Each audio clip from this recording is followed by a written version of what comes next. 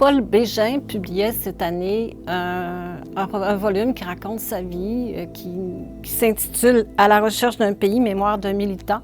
Il couvre 40 ans, 1962-2002. Il nous parle de son enfance, de ses études, de ses débuts comme militant du Parti québécois, mais aussi comme député, et puis ministre de l'Environnement, ministre surtout de la Justice. Il est le reflet, il nous parle donc d'un Québec, celui de René Lévesque, celui de Jacques Parizeau, de Lucien Bouchard et bien sûr de Bernard Landry.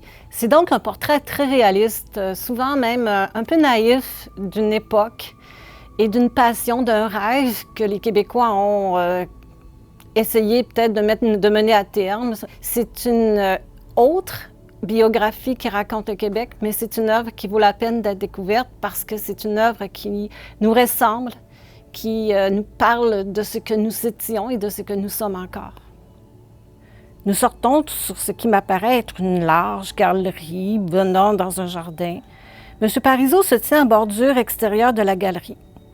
Il est assis sur un banc, un peu comme un banc de bar. Il nous fait face quand nous sortons de la maison. Il m'invite à m'asseoir sur un banc semblable au sien, 2 ou 3 pieds en avant de lui sur sa gauche. Nous ne sommes pas face à face, mais de bien. Un agencement qui se prête mieux aux brefs et intenses propos qu'à la longue conversation paresseuse. Jean Royer s'est éloigné aussitôt qu'il m'eut annoncé, nous laissant seuls. M. Parizeau ne perd pas de temps en long préambule. Il prend une position encore plus droite sur son banc, se tourne vers moi et me dit de manière que je qualifierais de presque empoulée, sans présentation aucune, « Monsieur Bégin, vous serez ministre de la Justice. » Blanc. J'entends bien ce qu'il vient de nous dire. Je suis sans voix, un peu estomaquée.